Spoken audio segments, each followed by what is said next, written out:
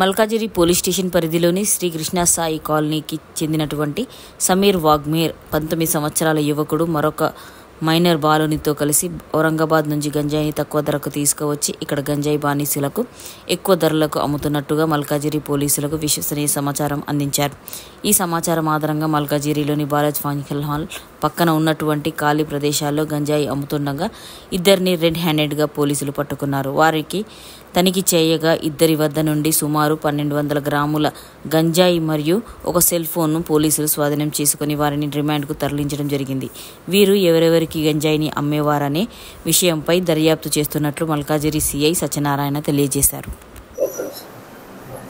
Malkajgiri police station పరిధిలో శ్రీకృష్ణ సాయి నగర్ కాలనీలో నివాసం ఉంటున్న సమీర్ వాంగ్మేర్ అనేటువంటి వ్యక్తి మరొక మైనర్ బాలునితో కలిసి ఔరంగాబాద్ వెళ్ళి అక్కడి నుంచి తక్కువ ధరకు గాంజాయి తీసుకొని వచ్చి ఇక్కడ ఎక్కువ ధరకు అమ్ముతున్నాడనే సమాచారం మేరకు మేము పోలీసులు వెళ్ళి ఈరోజు తనిఖీ చేయగా బాలాజీ ఫంక్షన్ హాల్ పక్కనటువంటి ఖాళీ ప్రదేశంలో అతను మరియు మైనర్ బాలుడు గాంజాయి అమ్ముతూ పట్టుకోవడం జరిగింది.